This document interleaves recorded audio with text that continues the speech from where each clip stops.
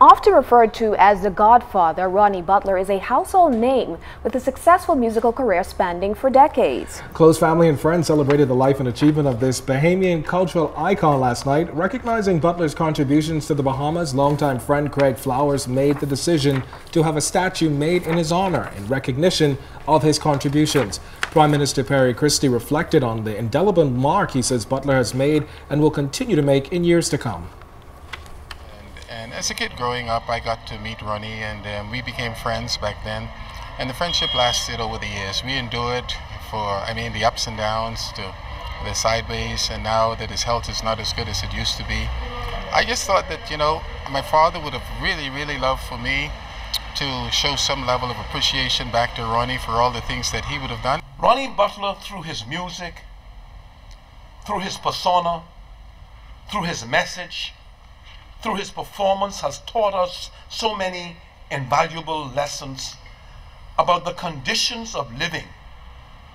And he has opened our eyes to events and happenings in our country which can go unnoticed, but which means so much to us as a people. And what is most wonderful about Ronnie Butler is that his music and his art have become timeless. His story is not one of just outstanding music, but one of guts and determination. The bronze statue created by sculptor Michael Magiro took 6 months to construct and was unveiled Thursday. Fred Ferguson, a longtime Butler collaborator, and the Tingham Band, Nehemiah Heald and Ray Munnings were some of the local artists that paid tribute to the musical legend. Humbled by the honor, the man of the hour had very little to say except thank you. You're gonna make me cry, man. But thank you. You know I appreciate you, always have and always will. Ladies and gents, I really do thank you all for being here this evening. The Bahamas National Trust launching an initiative to train young people to take advantage of job opportunities in the ecotourism sector. Fern Carey tells us more. A group of young people on Andros on Inagua are currently enrolled in an ecotourism training program that is expected to help expand job opportunities for Bohemians moving forward. President of the Bahamas National Trust, Lawrence Clinton, says participants are being trained as guides, among others. Now we're started with 80 people. The program is fairly intensive, though, and we suspect, we're hopeful that at the end we'll have between 40 to 60 persons that complete it. And in the next 15 to 18 months, they should be well equipped to be eco guides of all types. Clinton noted that our tourism future depends on a safe, clean environment, and he expressed concern about littering, especially on our beaches.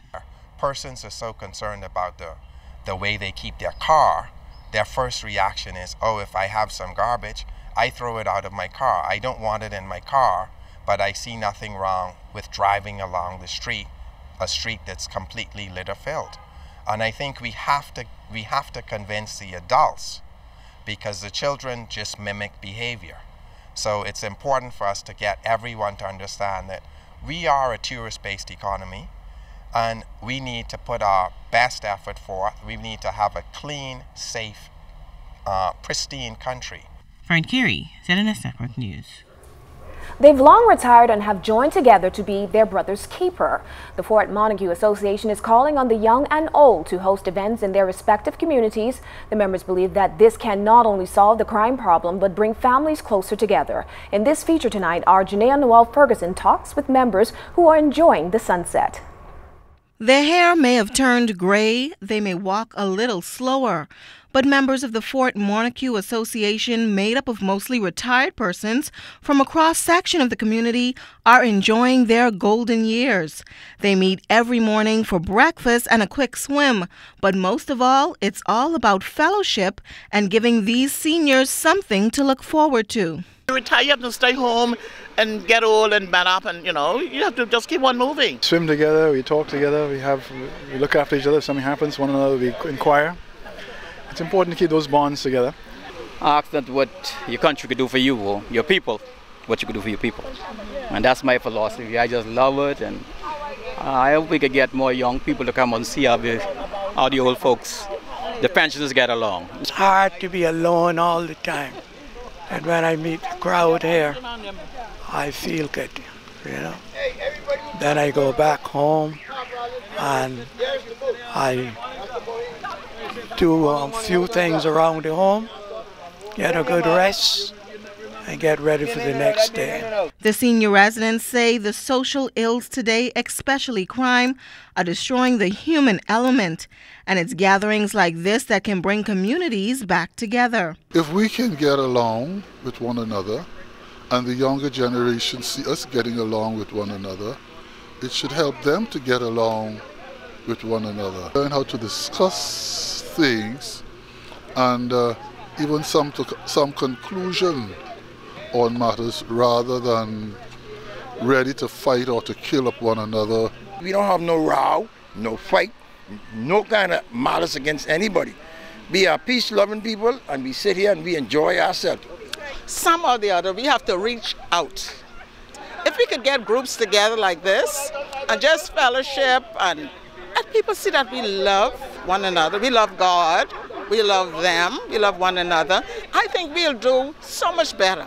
Now, these seasoned residents say they have lots of experience, wisdom, and knowledge to share. They're calling on the young and not so young to come in and enjoy the festivities. You may have a lot of friends. I was an only child, but I have a lot of friends. But you get to meet new people and new friends, and I enjoy coming up here. Janae Noel Ferguson, ZNS Network News.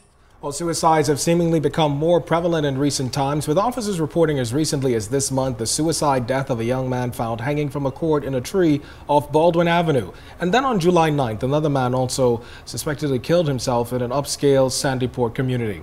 Statistics from the Ministry of National Security also show that from the period 1998 to 2008, there were some 59 reported suicides with some 355 reported attempts during the same period.